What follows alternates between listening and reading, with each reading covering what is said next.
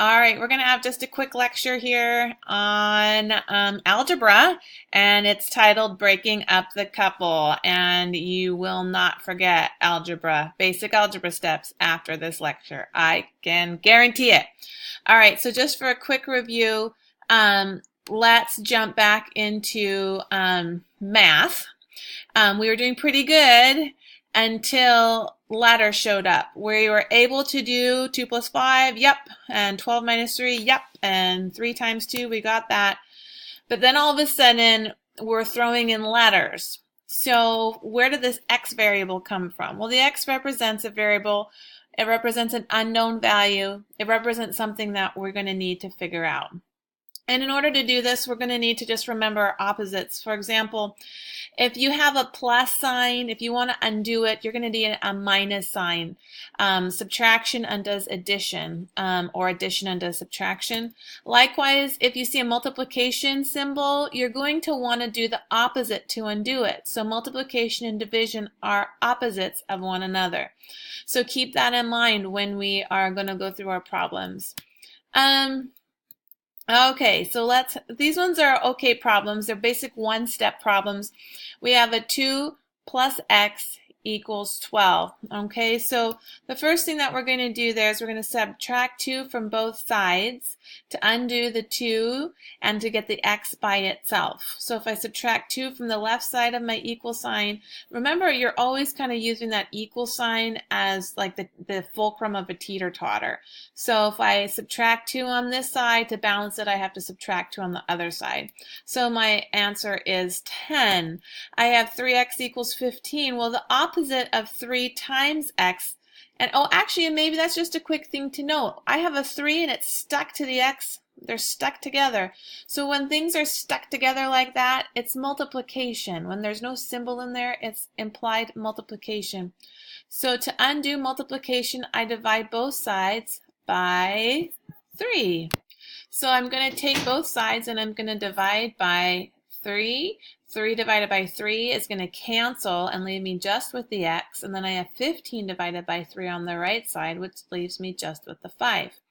Now this one here is a little bit more complicated. I have a 2 divided by 3 and I'm timesing by x, and that's going to be 18. So what you're going to want to use here is a special trick, and it is the reciprocal to the rescue trick.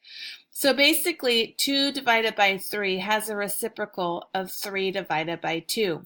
So when we put the reciprocal beside the original fraction, it'll cancel out to 1. So let's have a look at this.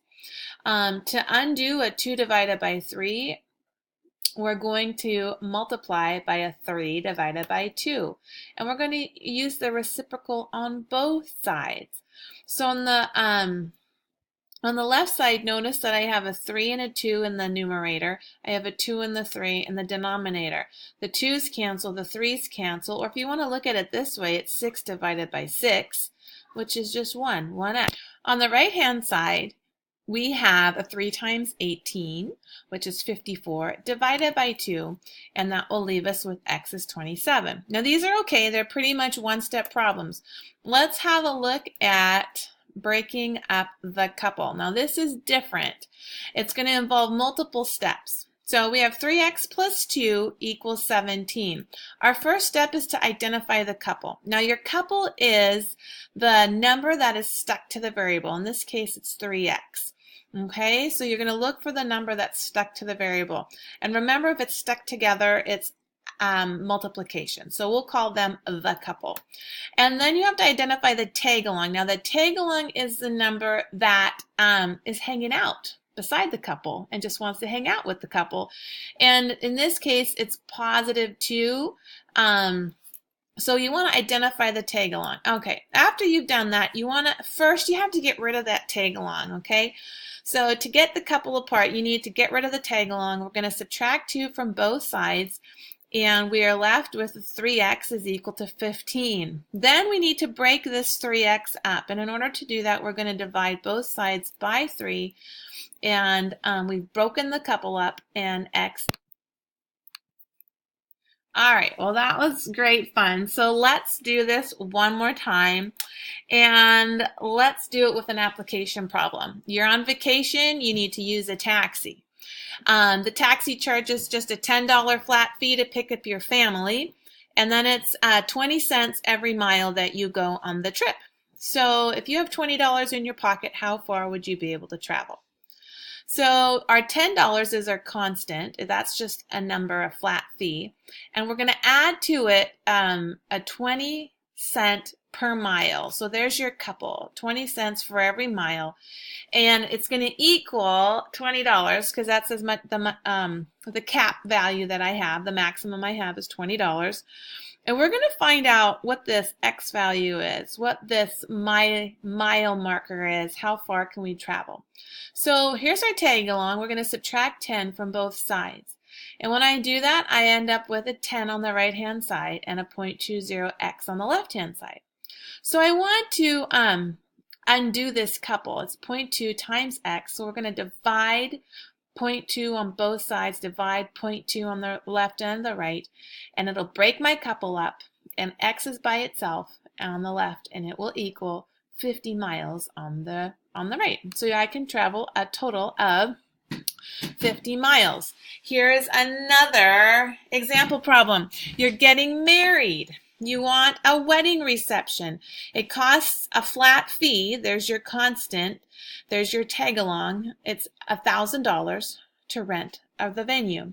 And then, so plus, it costs $15 per person for the meal.